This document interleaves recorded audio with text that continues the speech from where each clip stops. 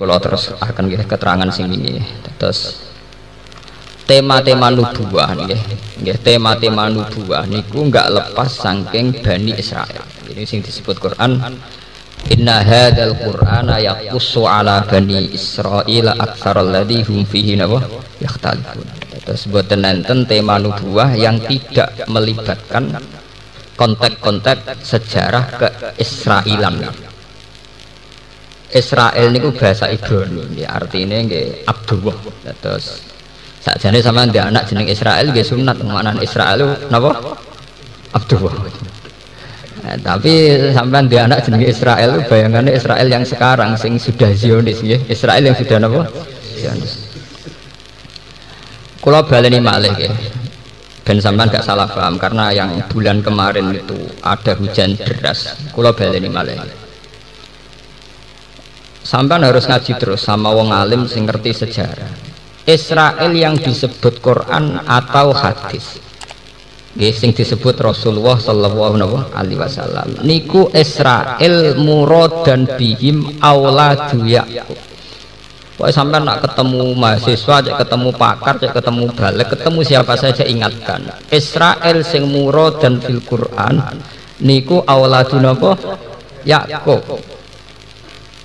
Boten Israel sing sakniki sebagai nation, sebagai nama sebuah nopo negara. Nak Israel saiki niku sebuah nation, sebuah negara. Lah nak Israel saiki sing dimaksud Quran rak mlebu wa anifadul tukum nopo? Halal. Mulya wong Israel nopo? Menang. Tunggale para habaib kados Sayyid Muhammad Alawi habaib. Ora pati seneng nak muni tetep muni Arab kok. Gak gelem nambahi Saudi. Saudi ku jenenge wong mbah lewat piye walhasil puasa ning Mekah anak turune darani Ali Saud. Senegara kaya wae mbuahe darani Arab Saudi. Akhirnya sing iso mimpin Arab mau anak turune Saudi. Mane Habab iku mangkel. Mergo pemerintahan Arab ora sing didol Ka'bah mbek sarene Kanjeng Nabi. Anak putune kesia-sia sing pangeran Saud sak anak turune mul. Lane Habib itu udah dikuyo-kuyo ning Mekah. Kados Habib Said Muhammad Alawi, Habib Zain bin Semit. Lane namune ya Arab ngono ae. Saudi ku jeneng tabah. Dadi kaya Indonesia terus darani Indonesia Soekarno. Untunge kok mboten. Indonesia Suhar. Untunge kok mboten. Ya Indonesia. Ini penting kula aturaken. Jadi makanya nama itu punya pengaruh besar. Sehingga ketika sudah namanya Arab Saudi ini ku kesane yo nak sing ora dinasti Saudi apa mimpin sekarang ngelang wis kadung dadi sistem monarki negara sawangane wae mbah-mbah padahal podo-podo pantes marisi ra yo alir rasul utawa zuriat Kanjeng Nabi. Ya tapi dunia nggih ngoten niku. Akhirnya rata-rata habaib itu pindah teng Iran. Pindah teng Iran delalah mereka dekat dengan Syiah. Akhirnya dia masalah mbek ahli sunnah. Habib sing ahli sunnah do manggon teng Yaman nggih. Yaman niku riyen namine Hadramaut, kota mati. Mergo riyen Yaman kaum Ad nggih. Dados yang diistilah Quran kaum Ad niku sakniki dadi napa? Yaman. Mulane teng kene Yaman wonten Khalil Nabi Hud wa ila adin akhahum napa? Huda. Terus teng kene Yaman ibu kotane namine Ahqaf. Kados tenggene juz 26 iz anzara qaumahu bil ahqaf. Karena kota mati itu namanya itu serem.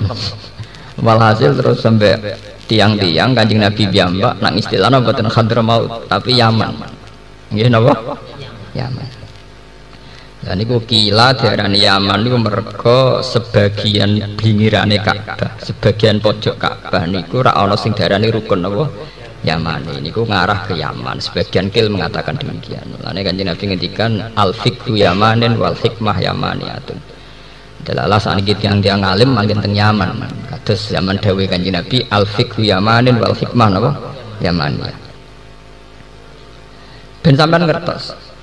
Sehingga perubahan nama itu punya akibat dalam pola keislaman. Nggih, dalam pola napa? Keislaman. Arab Saudi gak ada lembaga fatwa ulama sing dulu dipimpin Syekh Abdul Wahab, kemudian faham itu disebut Wahabi. Ahli sunnah punya pakem mudawwan, buatan pakem hakikat ya, pakem mudawwan yang dibukukan, kemudian pengikutnya disebut ahli sunnah wal jamaah.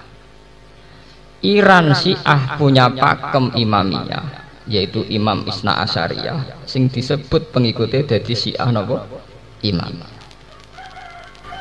Padahal dawe Ibnu Khaldun pada akhirnya wan nasu ala dini mulukihim, menusa iku cara beragama karek anut ketuane. Iku sing paling perkara nggih.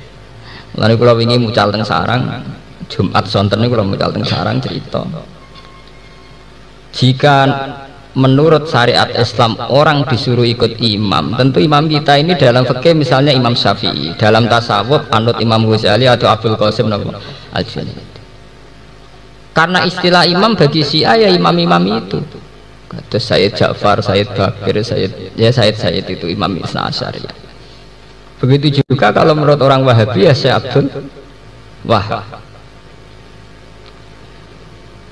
Nah, sehingga masalah imamiyah atau harus lewat imam atau khilafah yang lewat imam itu menjadi masalah-masalah politik. Ini ben sampean rondo ngalim tahqiq. Jadi masalah apa? Politik. Meskipun politik kultural tapi tetap menjadi sosial politik, jadi geopolitik. Sekarang banyak orang yang perilakunya itu sangat NU. Salate yo kunut, nak salat yo ndredeg wedi pangeran. Istiqomah jamaah 5 waktu. Tapi karena dia tidak ketua NU cabang, tetap sawangane luwih NU sing sedang jabat. Sanajan to rapate jamaah, paham? Padahal cara Mbah Hasyim Asari jek sugeng, Mbah milih niki napa niki, kira-kira Mbah Hasyim ulama mesti milih sing istiqomah jamaah. Kira-kira. Tapi sebuah lembaga itu pasti terstruktur, dan yang punya jabatan struktural tentu yang dianggap lebih punya otoritas menafsirkan mana sing darane NU dan mana yang tidak. Begitu juga lembaga agama. Fatwa MUI tentu lebih hebat timbang fatwane kiai ngalim nang musala sing ditunggoni penceng sithik-sithik. Senajan to cek mutolaah terus. Sing MUI ne ora tau napa? Mutolaah. Tapi kan dia orang ketua majelis ulama. Wah ada, sampai rasanya saldo fenomena. Malah nak jadi wong alim kudu kaliber. Minimal kados kula niku jek ana hawane, masih orang jabat niku jek ana hawane. Ada orang jabat ora ana hawane entek. Kenapa? Kukut. Wong terus dalane kiai cilik, kiai tahlil, kiai mayit, kiai jenazah, sok ae jenenge welele sakake. Padahal wong soleh, iso wae parek pangeran tenan. Mulane wis kadung parek pangeran, kula ijazah ya aja ngresula ben tetep dadi wali. Ada sampean ngresula mergo kalah populer mbek sedang jabat. Ora sida dadi napa? Wali. Dadi kadung ambis ngoten niku nikmati mawon. Itu fan wujudaka fi ardil khumul. Menisan. Dene kadung ra populer ngoten wis menisan. Gusti ibadah kula fisiri. Tapi ya, fenomena Islam ora tau diwawancarai wartawan. Gawe statement ya ada yang mendengar. Sementara yang punya otoritas keislaman di Indonesia paling NU, Muhammadiyah, MUI. Dianggap penafsir tunggal dalam tren-tren keislaman. Iku NU sing sedang jabat. NU kiai alim sing bodoh gede lah ranjabat misalnya ya rapati mandi. Faham? Lah coba sekarang ya kiai-kiai yang khusuk-khusuk itu bendino ngaji tafsir, ngajari murid-murid walan tardo angkal yahudu walan nasoro hatta tatabi amilatahum. PBN pluralisme. Gelora gelis ngene. Kalah ho. Gue gedeng ora kena, pancen dalam era kemajemukan kudu pluralis. Ya kowe dalil, semoga tetap dalil. Ya sing ikhlas sampeyan ora sandrem. Pokoke cung ya dawuh Allah walan tardo angkal yahud walan nasar. Hatta tatabi amilah. Ya artinya antar umat beragama itu saling ingin mengalahkan. Soal ono isu pluralisme kemajemukan yo iku omongane wong-wong cung ya ora melok-melok. Tetap harus konsisten. Kalau sampean tanya sama saya, loh Gus, apa berarti kita harus musuhan sama orang Yahudi Nasrani? Ya enggak. Agama mengajarkan wa qulu linnasi husna, sama siapa saja kita baik.